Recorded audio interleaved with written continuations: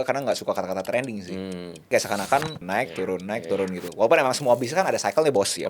Paham gitu. Trending itu terkesan path to sustainability itu rendah gitu. Ada sekian banyak orang punya service AI, punya service home cleaning, apapun lah, you name it lah. Tapi orang-orang ini kan cuma jago dalam konteks diri dia sendiri. Tapi kagak ngerti gimana cara jualannya. Belajar bikin brand, anjir parah banget ya bikin brand ya. Harus 2 tahun 5 tahun gitu deh. Ada kayak yang lebih gampang. Lu punya commercial awareness di mana? Jadi nggak cuma self awareness bahwa lu punya kompetensi apa, lu punya commercial awareness gak? Commercial awareness dalam konteks bahwa lu tahu nih cara duitinnya gimana gak? Jangan cuma punya self awareness bahwa gue bisa AI, tapi nggak punya commercial awareness, mati pasti. Informasi dikasih gratis, akhirnya tuh nggak berguna juga sebagai ekosistem gitu. Justru kalau misalnya informasi di paywall-kan, justru lebih berguna buat ekosistem. Lu jangan ikutin tren. Itu udah bisnis prinsip nomor 1, jangan ikutin tren. Hari ini di Vognomics Podcast kita mau ingetin teman-teman buat jangan bikin bisnis dulu di 2026 sebelum kalian dengerin podcast ini. Hari ini kita mau ngobrolin tren bisnis di tahun 2026 sama my brother Agus Leo Halim. Welcome again Agus Leo Halim. Iya, thank you banget lo udah ngajak lagi.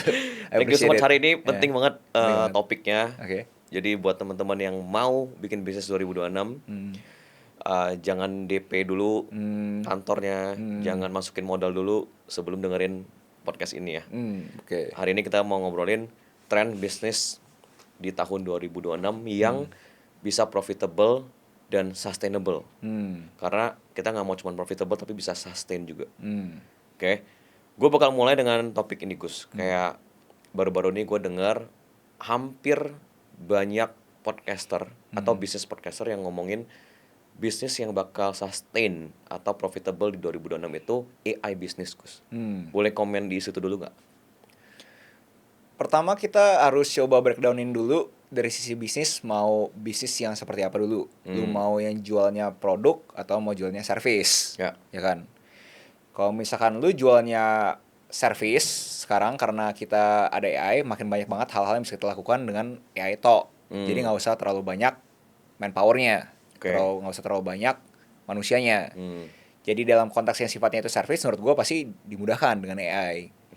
Dan dari situ pun lu juga harus mikirin lu tuh mau bisnis seperti apa. Apakah bisnis yang sifatnya itu lu tanda kutip murah tapi mainnya tuh ampun-ampun banyaknya kuantitasnya, atau lu ngambil spektrum sebelahnya di mana mahal tapi dikit orangnya. Mahal sekalian ya. Mahal sekalian, lu mau ke arah mana? Jadi buat AI bisnis yang mungkin yang ada beberapa kreator yang ngomongin, ya baik lagi, lu mau ke arah mana? Kalau misalkan lu sifatnya itu bener-bener kasih service ke beberapa orang yang bener-bener high quality leads yang untuk harganya mahal, ya lu ngomong make sense banget lah. Contohnya mungkin ada beberapa perusahaan yang pengen tolong dong kasih gue gimana caranya gue bisa automate AI agent di gue punya perusahaan. Gue ada divisi CS, gue mau dong beli produknya lu gitu kan. Nah itu pasti sangat kebantu tuh. Karena kan orang-orang sekarang lagi zamannya efisiensi gitu. Ide di mana kita itu bisa save cost 50 juta setiap bulannya, jadi setahun jadi 600 juta, dihajar ke depan cuma 100 juta, pasti mereka berasa, wih, make sense banget, gue bayar 100 juta, 2 bulan punya tanda kutip manpower, tapi abis itu gue bisa save 550 juta gitu kan. Waktu mereka ngomongin AI business ini, gue nangkepnya kayak, wah bikin di Indonesia bikin semacam ChatGPT, semacam Gemini gitu. Itu make sense gak kayak di Indonesia develop sesuatu yang sebesar itu gitu? Nama mengurangi rasa hormat gue ke orang-orang Indonesia, kalau ditanya make sense atau gak make sense, menurut gue gak make sense. Karena kita yang sifatnya teknologi bener-bener teknologi yang hard teknologi ya, bukan yang soft teknologi. Soft teknologi itu di konteks gue adalah yang kita ngomongin barang-barang yang udah ada empowered software-nya. Itu menurut gue masih bisa nih, kita main hardware. Karena kan kita kan distributor heavy punya country kan. Jadi itu masih make sense. Tapi kalau misalnya teknologi yang bener hardcode banget, itu menurut gue sih lu harusnya di Amerika. Bukan di sini. Bukan di sini. Jadi kalau misalnya ngomongin Gemini bikin ChatGPT di Indonesia mungkin atau kagak, ya mungkin di sini ada yang mau coba. Congrats buat kalian, cobain aja. Gue gak main mematahkan semangat kalian, tapi menurut gue sih sangat susah sih buat thriving ya. Karena itu burning money-nya gila-gilaan gitu.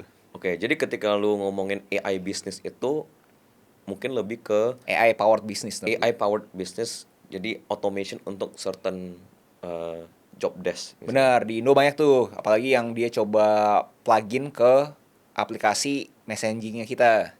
Messagingnya kita contohnya si WhatsApp gitu kan ya. Banyak kan beberapa chatbot yang udah terintegrasikan dengan WhatsApp untuk bisnis itu lebih gampang lagi. CRM-nya, Customer Relationship Manager-nya. Gue pernah lihat, ini gue nggak tahu ya menurut lu gimana. Gue pernah lihat iklan, jadi expenses itu dicatat di WhatsApp. Ya. Terus otomatis pindah ke Excel, langsung dirapiin. Mungkin maksud lo bagiannya Kurang lebih seperti itu, ya. Tapi itu kan mungkin konsumsi pribadi kan. Iya. Tapi kalau misalkan kita ngomongin dalam konteks perusahaan kan itu bisa di-automate kan. Ya. Kayak ada WhatsApp chat khusus buat itu buat absensi, khusus buat pengeluaran, khusus buat reimbursement, khusus buat procurement. Jadi kayak staffnya itu ngirim absensi atau laporan daily keuangan ke WhatsApp group, terus otomatis jadi laporan. Benar. Gitu kan maksudnya. Yep. Oke, jadi itu rekomendasi atau tren bisnis rekomendasi pertama dari lu ya. Tapi itu dari bisnis podcast itu. AI powered business, tapi powered business lagi ngetren. Dan menurut gue emang bisa dapat potensi upside-nya tinggi karena masih banyak orang nggak main. Jadi bisa dibilang blue ocean lah di Indo. Kita mau ngobrolin kayak gini. Kira-kira menurut lu bisnis-bisnis seperti apa? Ini lebih ke in general dulu ya. Yang bakal thriving atau bisa sustain di 2026. Nanti agak belakang podcast ini lu bakal kasih rekomendasi lebih konkret ya. Tipe bisnis apa gitu. Ya bisa dari sekarang, tapi mungkin gue agak bias karena gue ada di industrinya. Menurut gue ngelihat suatu tren di luar sana kayak komunitas makin kuat. Semua bisnis yang ada komunitasnya itu semakin luar biasa. Contoh di tahun ini di 2025 mungkin orang-orang ngomongin pedal kan. Di tahun depan gue punya spekulasi apapun yang berhubungan Hyrox. Yang kita ngomongin intensity training. Nah itu menurut gue bisa ada potensi di sana. Terus belum kita ngomongin aktivasi yang berbentuk wellness. Nah aktivasi berbentuk wellness kan banyak nih playernya ya. Maksudnya partainya kayak pihak-pihaknya gitu. Ada pihak dari yang penyedia fasilitas, ada yang dari sisi servisnya, ada yang dari sisi brandnya, ada yang dari sisi EO-nya. Kan banyak tuh partinya di sana gitu. Dan menurut gue itu ada suatu kesempatan buat kalian itu memasuki wellness industry. Sekarang banyak banget nih kayak komponen-komponen untuk jadi suatu aktivasi. Definisi wellness itu apa aja, Gus? Apapun yang kalian bisa Google biohacking, itu menurut gue suatu tren juga. Ngomongin sauna, ngomongin cold plunge, ngomongin massage, bahkan itu sekarang jadi wellness. Jadi banyak banget sih komponen-komponen terhadap wellness. Olahraga in general itu wellness. PSL juga wellness tuh. Termasuk wellness juga bener. Recreational sport kan jadinya. Oke. Gue juga dengar ini kayak dia rekomen kayak ini bakal hype nantinya di 2026 adalah wearable health device. Ya. Bisa dibilangin kalau misalnya tahun ini ya orang pakai watch mungkin masih bisa dihitung jari lah, ya kan ya. Tapi sambil kita berjalan kayaknya udah banyak banget yang lebih murah yang dari tanda kutip brand nggak kita kenal keluar kan. Fungsinya sama. Ya, tapi mungkin ya di situ juga ada kesempatan sih buat orang-orang yang mau jadi distributornya gitu. Oke, interesting. Karena dia bilang ini pengaruh dari sejak pandemi menurut dia. Dari pandemi itu orang mulai kehilangan kepercayaan kepada nutritional suplemen dan lain-lain. Jadi mereka pengen punya kontrol terhadap kesehatannya sendiri. Itu bisa dicocok logikan juga sama beberapa data yang klaim katanya Gen Z itu sekarang udah kagak party dan kagak minum alkohol. Itu atau lebih tanya ada persentasenya kali ya. Nggak tahu berapa persen tuh. Ada penurunan gitu. Ada penurunan. Di Amerika dan bahkan di Indonesia pun ada beberapa orang coba ngobrol kayak terkesan memang benar ada penurunan. Nah, alhasil berarti di Gen Z ini tanda kutip spending duitnya di mana? Wellness ya. Berarti orang teorinya kok makin banyak ya orang suka lari ya kan gitu kan ya. Berarti cocok loginya berarti ini duit yang diarahkan spending ke tanda kutip alkohol apakah lari ke wellness. Jadi itu adalah suatu teori yang gue setuju juga tuh terhadap mungkin yang generasi Z ini lebih health conscious dibandingkan milenial ataupun boomer. Kita sekalian ngobrolin plus minus dari trend bisnis yang lu rekomen. Kayak tadi kita balik dikit AI business. Plusnya apa dari segi capital misalnya, dari segi capex. Nah itu seperti apa yang lu tahu? Kalau di AI bisnis itu AI bisnis gue nggak mau komentar, gue komen itu kan karena lu ituin. Tapi kalau misalnya lebih makro lagi, gue berasa drop servicing itu menarik sih sekarang sih. Apa itu?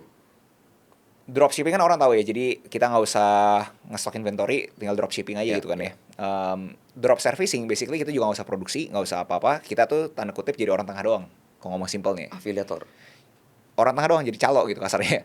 Jadi ada sekian banyak orang punya service AI, punya service home cleaning, apapun lah, you name it lah. Ya. Tapi orang-orang ini kan cuma jago dalam konteks diri dia sendiri.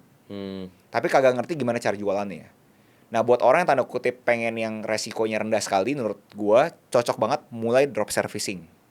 Oke. Dimana sekian banyak service, lu pikirin gimana ya ini orang-orang dibandingkan kagak ada inquiry segala macam, gue bikin deh leads generation-nya.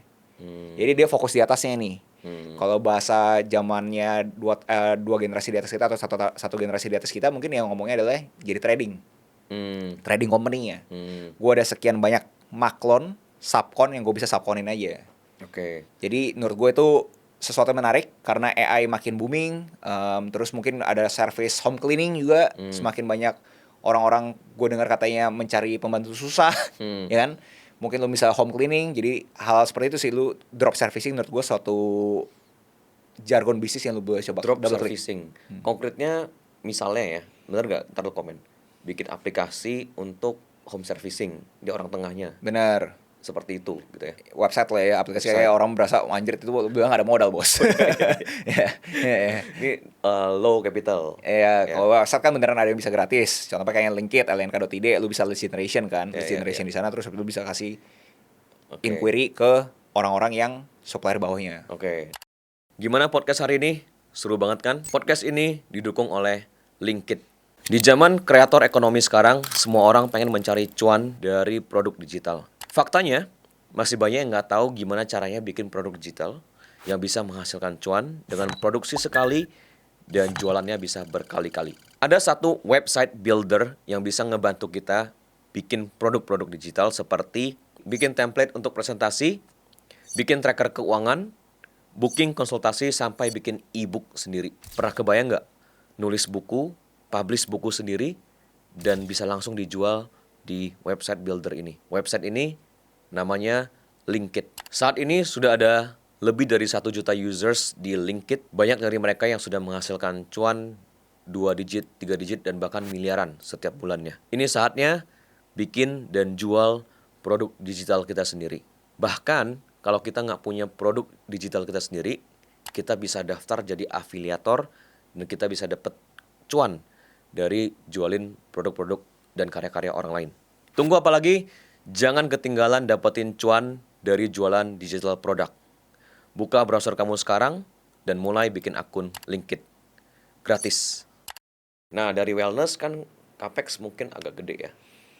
Kalau lu sebagai penyedia fasilitas, yes. Ya. Tapi kalau sebagai IO, menurut gua bisa dibilangin tanda kutip tanpa modal juga. IO? Ya. Dalam arti? IO yang sudah punya pengalaman spesifik terhadap gimana cara mengaktifkan suatu brand activation dengan wellness program. Oke, jadi dia kerjasama dengan beberapa brand wellness. Ya, spesialisasinya di sana lah gitu loh. Misalnya dengan gym, Ya. gue bikin event Hyrox-nya deh buat lu. Benar, gitu. contoh. Kira-kira kayak gitu. Oke. Apalagi, Gus, trennya? Kalau ngomongin secara kita punya kepentingan, menurut gua kan kita harus lihat dari modal. Modal tuh kalau bisa rendah, ya kan? Operasional menurut gua kalau bisa juga low maintenance. Gue yakin semua orang setuju di sini kan ya. Terus kalau misalkan kita ngomongin juga margin kalau bisa setinggi langit, ya kan? Ya. Terus ada hubungan sama modal, ya resiko kalau bisa rendah juga dong. Terus terakhir, addressable marketnya, scalability-nya sangat tinggi. Itu gue yakin semua orang setuju lah. Iya, gue setuju pengen bisnis seperti itu gitu kan ya. Mungkin terkesan agak asing buat orang-orang yang nonton ini, yang mungkin gak pernah dengar, ya itu industri yang gue tekunin sekarang, industri produk digital. Dimana yang baru gue ngomong semua tuh produk digital tuh ada. Dan gue ngeliat ada shifting. Karena pada umumnya itu, atau lebih tepatnya di tahun kebelakang, gue ngeliat tuh industri produk digital 1.0 tuh masih kayak dagang. Dimana gue mau beli sesuatu, dapat lisensinya udah gue jual lagi jadi reseller. Gue ngedagang aja. Nah, gue tuh sekarang udah terjadi mungkin kurang lebih udah triliunan terjadi di industri produk digital. Menurut gue udah siap ke 2.0-nya. Nah, di 2.0-nya itu udah saatnya makin banyak orang-orang tuh bikin produk dia sendiri. Kreator ya. Karena sebelumnya itu pedagang gitu kan ya. Which is gak ada yang salah jadi pedagang. Maksudnya pedagang bisa cuan ya. Kayak kita di produk fisik kan, lu kalau misalkan gak mau bikin brand lu sendiri, lu dagangin distributor kan juga bisa cuan ya. Jadi maksudnya gue gak mau mengurangi rasa hormat gue ke distributor. Kalau misalkan emang lu bisa cuan dagang, ya monggo gitu kan ya. Tapi kalau misalnya lu beneran tadi bahasa lu ada sustainable, lu kan harus punya brand sendiri kan. Nah, lu punya brand sendiri, menurut gue di 2.0 tuh menarik tuh. Dimana orang-orang udah ngerti kayak sekarang, untuk gue bisa ini jadi setiap bulan itu dapat ratusan juta bahkan miliaran gitu kan. Ada yang ekstrim di dunia produk digital tuh sampai dapat 2 miliar sebulan. Wow. Jadi setahun 24 M. Dan tadi gue bilang kan marginnya setinggi langit kan. Nah, itu 24 miliar tuh literally 99% masuk kantongnya dia tuh. Wow. Nah, jadi orang-orang tren di 2026 gue lihat di industrinya yang produk digital ini adalah mereka itu punya yang namanya tuh value ladder. Tangga value, tangga nilai. Jadi dia masih bikin yang tanda kutip leads magnetnya dahulu. Dari leads magnetnya itu dia ada produk berikutnya lagi nih. Yaitu contoh e-book lah, contoh buku elektronik. Mungkin mundur dikit buat orang yang masih kagak paham produk digital apa. Produk digital basically adalah suatu informasi yang lu berhasil produkan yang bisa dikonsumsi dan dikontribusi, disosialisasi, bisa didistribusikan via digital. Nah, contohnya apa ya? E-book tadi kan ya. E-course, template, presets, you name it lah. Semua apapun yang bisa di-share via digital. Nah, baru ke tangga berikutnya adalah yang sifatnya itu webinar. Basically e-book, tapi basically ini sekarang sifatnya itu webinar. Bisa dua arah. Dan terakhir yang sifatnya itu done for you. Kayak yang benar-benar tiket price-nya tinggi banget. Dan orang tuh udah mau beli karena dia berasa, udah lu beresin gue punya problem deh gitu. Nah, itu gue lihat menarik buat kalian di sini, coba double click ke industri. Kenapa? Karena balik lagi modal rendah gitu. Oke, sorry gue potong. Done for you contohnya Pak, misalnya gue pengen bikin e-book, lu bikinin buat gue gitu. Contoh paling ekstrim ya. Okay. Bahasa kerennya ghost producer kan. Oke. Jadi berarti ya tinggal bagi hasil aja gitu ya. Deal-dealan. Atau enggak one time payment sekali beres gitu kan, terserah lah. Oke. Jadi kenapa ya itu menurut gue menarik ya, karena gue lihat data transaksinya tuh ekstrim dari sekian banyak juta user, tapi yang bener-bener jualan itu paling cuma bisa dihitung tuh 10 ribuan. Oh, berarti berapa persen? Nah, berarti kan jauh banget kan komposisinya kan. Nah, dan gue rasa makin banyak appetite terhadap gue pengen produk digital yang lebih baru lagi nih. Kenapa gitu Gus? Karena cocok logi gue, produk digital kan tuh informasi. Informasi kalau bisa gue berkaca sama industri sebelumnya, itu industri buku. Industri buku kan tiap tahun masih ada aja terus yang baru kan gitu kan ya. Dan kalau berkaca sama industri buku itu ya updatednya, kita ngomongin buku keduanya, buku ketiganya, orang kan nyari. Nah, jadi itu kenapa gue berasa gue makin bullish sama industri ini gitu. Oke. Ini salah satu rekomendasi bisnis dari lu. Sedangkan lu sekarang ada di industri itu. Benar. Pertanyaan gue, lu gak worry sama makin banyak orang yang bikin sejenis LinkedIn? Nggak ada sih. Atau itu malah justru bikin ekosistem ini makin berkembang? Ya, itu malah memvalidasi bahwa industrinya makin ready dong. Karena ya ada guyonan dikit di kita punya internal tim. Kita lihat sebulan sekali ada aja pemain baru. Oh, serius? Iya. Oke. Ya, jadi itu harusnya memvalidasi bahwa the market is here sih. Oke. Pemain baru itu dalam arti benar-benar bikin website builder juga. Bener ya. Iya. Sebulan sekali ya, kita notice gitu kayak ada lagi gitu kan. Oke. Lu follow performance mereka gak? Follow kayak ekstrim kali ya. Jadi tim notifikasi bahwa ada, kan mereka ada nama social listening kan. Social listening terus kasih tahu ada ini ya, aware, that's it. Oke. Setiap bisnis kan butuh ekosistem ya Gus. Menurut lu kayak ekosistem si produk digital ini atau ekosistem LinkedIn ini apalagi yang dibutuhkan untuk biar si LinkedIn ini bisa semakin berkembang gitu? Kalau ditanya apalagi banyak secara fitur, secara konkret ya. Tapi kalau secara makronya adalah gimana caranya kita memastikan kreator kita itu makin banyak cara untuk menghasilkan duit. Oke. Sekarang banyak fitur baru yang kita pastikan buat mereka itu closing lebih gampang, manage mereka punya order lebih gampang. Oke. Kalau lu ngomong kayak gitu berarti ada another source of income dari si produk digital itu sendiri.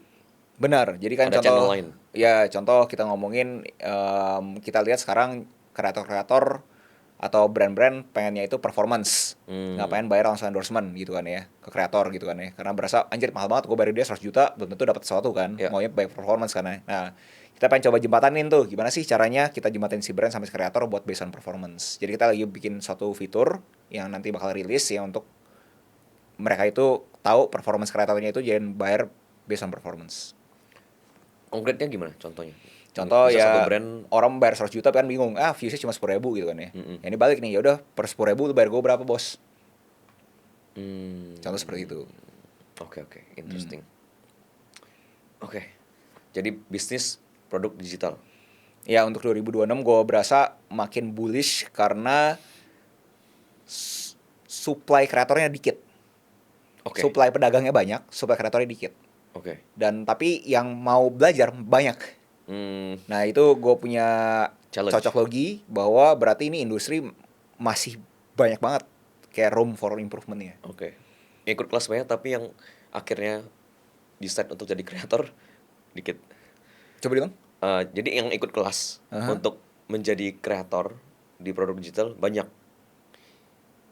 Oke. Ya, tapi yang akhirnya dari ikut kelas itu yang benar-benar terjun Jadi kreator jadi ya. kreator Karena dikit. pada umumnya ya like yang kita ngomongin reseller kan. Iya. Belajar bikin brand, anjir parah banget ya bikin brand ya.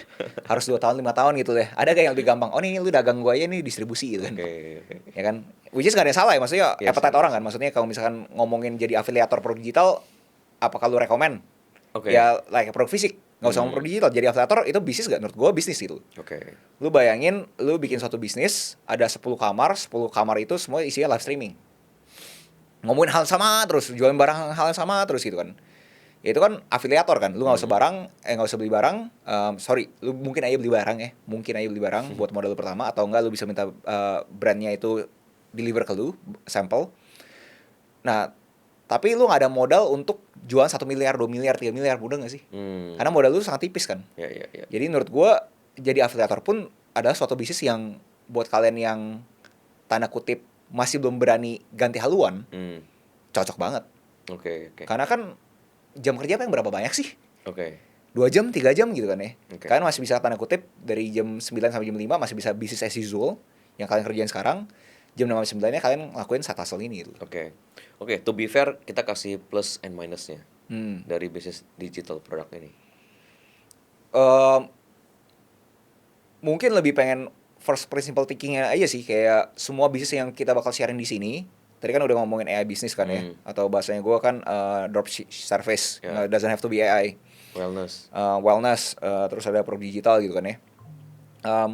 Dari itu semua, lu punya commercial awareness di mana? Jadi nggak cuma self awareness bahwa lu punya kompetensi apa, lu punya commercial awareness gak? Commercial awareness dalam konteks bahwa lu tahu nih cara duit ini gimana gak? Jangan cuma punya self awareness bahwa gue bisa AI, tapi nggak punya commercial awareness, mati pasti. Oke, interesting. Might as well udah tanda kutip lu kerja sama aja, lu partneran gitu. Sama orang yang akhirnya bikin lead generation formnya.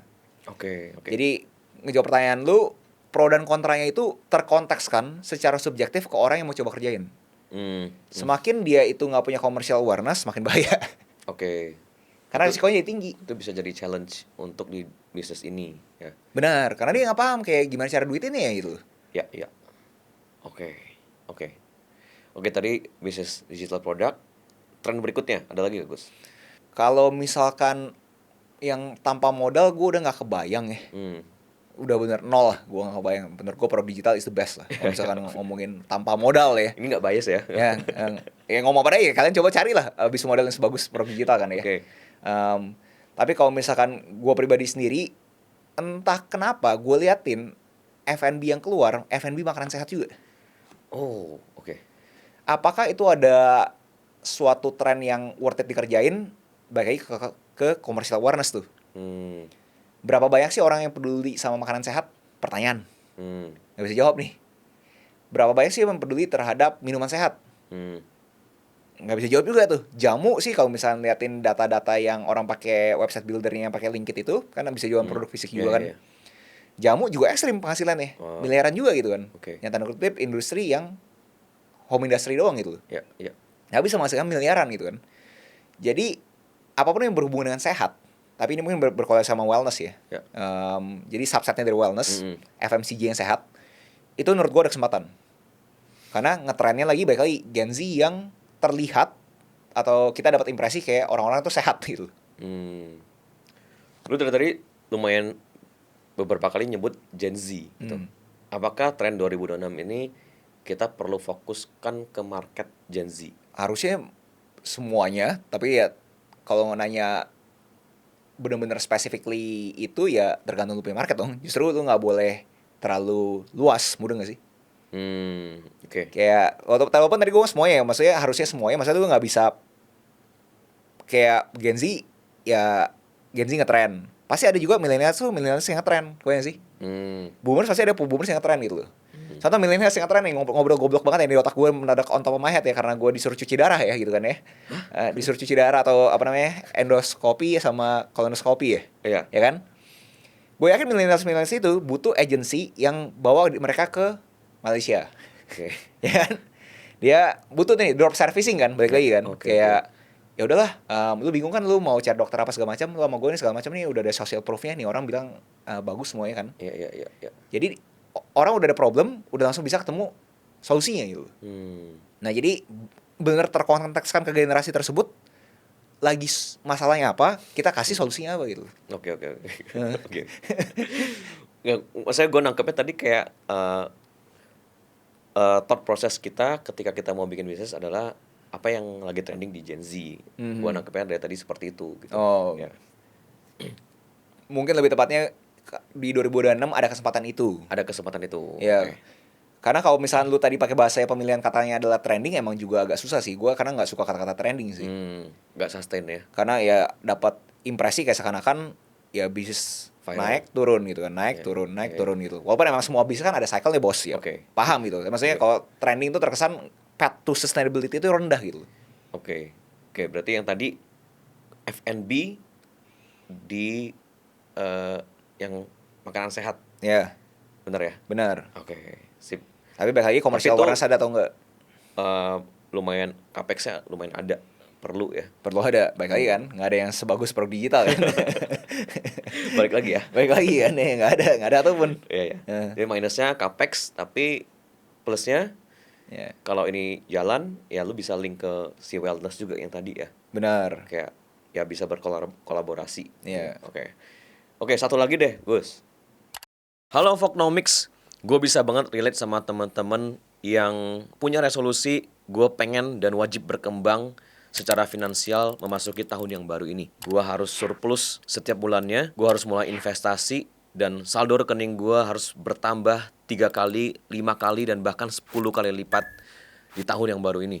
Gue percaya kita semua bisa mencapai mimpi kita, tapi kita perlu mulai dengan langkah yang kecil. Dream big, act small. Mulailah dengan tracking pengeluaran kita setiap hari. Untuk itu, Voknomics mendesain sebuah produk yang namanya Voknomics Expense Tracker, sebuah tools dengan desain dan user experience yang simple dan menarik, yang bikin teman-teman jadi gampang dan semangat untuk input expenses teman-teman setiap harinya.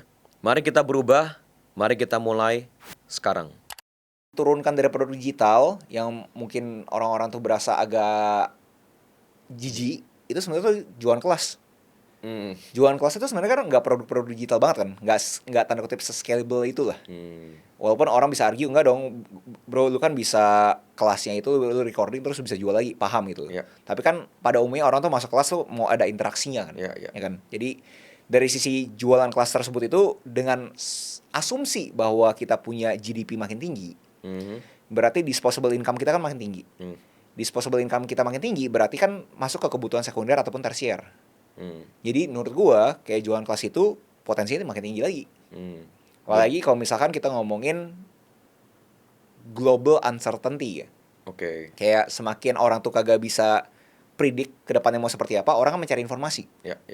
Masuk ke kelas ini semakin banyak menurut gua. Online dan offline, dua-duanya. Gua lebih condong ke offline sekarang. Condong ke offline, kenapa? Karena gue lihat orang-orang zaman sekarang tuh lebih butuh touch-nya. lebih butuh hand feel-nya, lebih butuh energinya. Gue gak tau berapa banyak orang bisa relate lah, tapi kalau misalnya kita di Zoom, itu energi susah sih.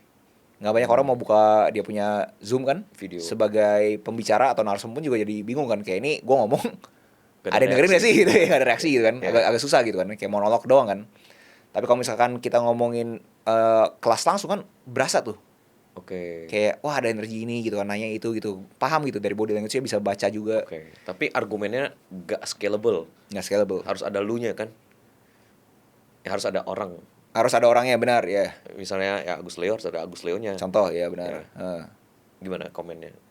Minusnya lah ya, minusnya nggak scalable. Minusnya nggak scalable, makanya kalau ngomongin turunan namanya tadi kan, pro digital itu yang versi scalable-nya. Ya. Tapi ada kontranya, mungkin energi kagak dapat, tapi turunannya ya ini baik lagi trade off-nya nih. Energi dapat tapi nggak begitu scalable. Beda modal. Untuk offline harus sewa hotel misalnya. Nah itu enaknya apapun yang sifatnya itu kelas, pro digital, atau bahkan drop servicing, kita bisa dapat duit di depan. Oh, oke, daftar dulu ya. Daftar dulu, Baru pre-sale. sewa tempat. Ya, ini nggak banyak orang yang mau coba buka ini. Coba deh kalian pikirin deh, kenapa orang mau pre-sale? Ya. Karena pre-sale itu, kuantitas uangnya itu yang akan jadikan DP terhadap venue tersebut. Yang normal lah ya, orang normal lah ya, maksudnya orang yang tanda kutip udah sukses banget mungkin nggak butuh itu ya. Tapi misalkan orang-orang yang mau mulai seperti itu, mereka butuh uang tersebut untuk DP venue. Gue lihat kelas lu full terus, Gus. Kenapa lu bilang jualan kelas tuh kayak tanda kutip jijik buat orang? Lebih ke, ini gue nggak mau ngomongin Negatif ya? ini Indonesia doang sih sebenarnya. Gue banyak komentar di luar juga ya. Di luar juga? Karena gue ada iseng kan, gue ngecek kan kayak ada yang di luar tuh ada namanya masterclass gitu kan ya. Ada Richard Branson isi masterclass gitu kan ya. Ada yang ngatain komen ya, lu udah bilioner ngapain lu jualan kelas? Kayak something along the line of you don't need this money, why do you make it semacam kayak kenapa harus ada paywallnya gitu. Ya. Jadi emang sentimen orang terhadap informasi yang di paywall kan, kayak orang-orang tuh berasa jijik gitu. Kenapa gitu informasi di paywall kan gitu kan, lu udah bilioner gitu kan, buat apa gitu kan ya. Iya. Tapi ya gue ngeliat sisi positifnya ya, layaknya semua hal, lu kalau misalkan nggak usah ngomong produk digital, kalau misalkan gue kasih lu baju, ya lu itu cuma bilang thank you kan. Iya. Kapan terakhir kali lu ingat lu dikasih barang gratis dan lu masih pakai sampai sekarang? Oke. Tapi komen lu terhadap Jawab. Lu ingat gak barang gratis yang lu dapat terakhir? Gak ingat. Tapi ada yang pernah kasih lu barang gratis? Ada dong. Ada kan? Hilang kan? Enggak juga sih. Ada yang hilang, ada yang enggak. Nah jadi di sana gitu, maksudnya emang orang yang sifatnya informasi dikasih gratis, akhirnya tuh nggak berguna juga. Sebagai ekosistem gitu. Justru kalau misalnya informasi di paywall kan, justru lebih berguna buat ekosistem. Oke. Kalau di podcast lu sebagai narasumber ditanyain kayak gitu, jawaban lu apa, Gus? Kenapa Pak Agus masih mau jualan kelas, Pak? Kalau gue kan beda ya, karena gue harus jadi studi kasus kan. Oke. Karena kalau misalkan gue sebagai orang yang mempunyai advokasi ke industri ini nggak praktisi, mereka pasti agak skeptis juga dong. Lu pengen bikin ekosistemnya sehat, tapi lu sendiri aja kagak ngerti ekosistemnya seperti apa. Udah gak sih? Ngerti. Kayak orang mungkin buat lebih ngerti, kayak sekarang kayak dulu orang tuh foundernya Uber nggak tahu benar atau salah, dia klaim dia nyetir sendiri juga kan. Buat awal-awal kan, just for the sake of dia experience, kayak orang tuh ngatain dia gimana gitu segala macam gitu. Oke. Kalau lu lihat dari sisi topinya kayak Richard Branson bikin masterclass gitu, kenapa masih bikin kelas? Menurut lu, kan menurut kita fine aja ya. Tujuan mereka apa sih sebenarnya? Nyari dampak lah. Tapi dampak itu bisa terjadi kalau misalkan ada paywall. Iya. Karena orang jadi lebih serius kan. Ya layaknya manusia lah. Manusia kecenderungan apa sih? Nggak mau rugi kan. Oke. Jadi pas dia udah melakukan suatu transaksi, dia nggak mau rugi. Gue mau memastikan gue nyerap nih informasinya gitu. Kalau seseorang yang punya expert terhadap sesuatu dan dia mau buka kelas for the sake of, ya ini jadi another source of income gue aja, fair juga kan sebenarnya. Fair lah, tapi lebih bagus lagi kalau misalkan that source of income-nya punya dampak cuy. Maksudnya lu bisa vice versa, ada orang tuh source of income-nya gedenya ampun-ampun, kayak ekstrim banget omsetnya, tapi nggak punya dampak. If anything malah ngerusakin. Oke. Maksudnya pasti apa ya? Gue gak ada kata-kata lain selain fulfillment, tapi bahasa Indonesia apa tuh fulfillment ya? Kayak terpenuhi. Ya lu berasa terpenuhinya beda lah gitu kan. Ya, lu kaya banget tapi nggak punya dampak gitu. Ya sebelah sana tanda kutip mungkin omsetnya rendah, tapi Oke. sekelilingnya itu berasa, wah thank you lu, nggak ada lu sih, gue nggak bisa kemana-mana gitu. Oke. Ngerti. Oke. Dari gua ada satu lagi yang gue sempet dengar. Gue pengen komen lu juga. Bisnis pet care katanya di 2026. Oke. Ada komentar gak? Itu echoing. Itu gue nggak tahu ini apakah di luar tren, di Indonesia mungkin belum setren itu atau gimana. Itu echoing gue punya sentimen kalau misalkan kita punya disposable income naik sih. Oke. GDP naik, disposable income naik, orang nggak tahu kan mau buang duit kemana kan ya. Kebutuhan tersiernya Dipenuhin punya pet kan ya. ya, dipenuhin kan ya. Ya udahlah, gue beli peliharaan lah. Terus ya udah, ini nggak ada yang itu, ya udah gue minta jasa pet care lu aja lah. Itu ada hubungan sama yang tadi drop servicing. Justru apapun jasa yang kalian bisa pikirin, kalian itu bisa bikin atasnya, holdingnya ya, bahasa kerennya, tradingnya kalau misalkan holding company-nya, itu kalian bisa nusuk ke supply chain apapun vertikal yang kalian inginkan. Jadi gue echoing sih itu, kalau misalkan pet care itu bisa jadi tren gitu. Kalau itu di luar kan tapi kan ya. Itu yang komen dari luar sih. Oke. Ya. Tapi kalau misalkan gue lihat sekeliling gue sih, pet shop sih terkesan lagi, or at least daerah gue ya, terkesan sih sepi. Tapi pet shop ya, Pet shop, ke ya. jualan makanannya ya, dan kebutuhan. Jadi jualan hewannya dong. Ya. Oke, gue ngerti. Jadi mungkin ini lebih ke pet care. Jadi kayak jasa yang tadi lu bilang, jasa penitipan, pet hotel dan lain-lain gitu. Mungkin pet grooming gitu. Ya, bener. Oke. Oke, misalnya ada yang ngajakin Gus, yuk join yuk buka pet care gitu. Apa apa komentar lu? Pertama gue ngomong hewan. Gue berasa hewan itu ada pengeluaran yang tidak dibutuhkan menurut gue. Waduh. Kalau misalkan mau itu apa namanya, hewan ya lu ya lihat di alam liar aja gitu kan, nggak harus ya lu pelihara kalau menurut gue ya. Jadi nggak ada interest sih kalau gue sih. Nggak ada interest sih. Oke, tapi itu menurut lu rekomendasi tren bisnis 2026? Ya, gue echoing sentimen terhadap kalau misalkan GDP kita benar naik, semua lini bisnis yang sifatnya kebutuhan sekunder sama tersier, menurut gue menarik. Oke, to close mungkin satu business principle secara general untuk menutup ya, biar kayak gak usah terlalu peduli industrinya, tapi ini lu pegang prinsip ini deh gitu untuk closing gitu. Ya, dengan kita punya omongan terhadap tren, ya lu jangan ikutin tren. Ikutin tren. Oke. Itu udah bisnis prinsip nomor 1, jangan ikutin tren. Okay. Ya lu reserve your cash flow, pastiin lu ada cash flow untuk maintain semua aktivitas bisnis lu. Oke. And ya 2026 sih bakal sesuatu yang menarik sih menurut gue ya, buat orang-orang yang beneran berkecimpung di wellness, berkecimpung di produk digital. Tadi yang bener eksekusi drop servicing, dengan ada AI makin gampang kita bikin website segala macam. Menurut gue sih, paling gue punya datanya kan, kayak orang-orang yang coba bikin landing page terus dilempar ke sapon-saponin gitu kan. Ya. Makin thriving gitu. Oke. Jadi makin bullish sih gue sih. Oke. Satu tips deh buat teman-teman yang mau mulai jadi kreator di digital product, baru mau mulai nih. Yang create jadi. Yang create ya. Misalnya contoh deh. Wah, gue pengen nih bikin ebook, punya buku sendiri nih. Penulis gue sendiri nih ya kan. Tipsnya apa? Banyak baca buku dulu kah atau? Kebanyakan orang tuh salahnya tuh pokoknya dia pilih satu doang. Contoh, gue mau bikin ebook, cara dapat viral dalam 30 hari gitu kan. Kayak terlalu abstrak gitu loh. Lebih bagus lagi kalau misalkan contoh spesifik kayak gimana caranya gue bapak-bapak slow living, umur 40 tahun, punya 3 anak, dapetin 100 juta lewat media sosial dalam waktu 20 hari contoh. Jadi semakin spesifik semakin bagus. Kebanyakan orang itu punya masalah terhadap dunia ini, pada umumnya itu selalu fokusnya itu ke hal-hal yang sifatnya itu terlalu generik. Orang jadi gak bisa relate gitu loh. Semakin lu gak punya nama, semakin lu harus spesifik. Semakin lu punya nama, lu gak apa-apa, lu bisa general. Oke. Cari sesuatu yang spesifik. Kalau gak punya nama. Kalau gak punya nama, yang lu bisa tawarkan atau strength yang lu punya ya. Karena lu jadi one of one, lu benar-benar jadi sendirian doang di sana gitu. Iya. Oke. Oke, thank you so much Gus untuk insight tren bisnis 2026. Pokoknya jangan bikin bisnis dulu sebelum nonton podcast ini ya. Semoga ya, semoga ya. Oke, thank you so much Agus Leo Halim. Thank you. Vognomics.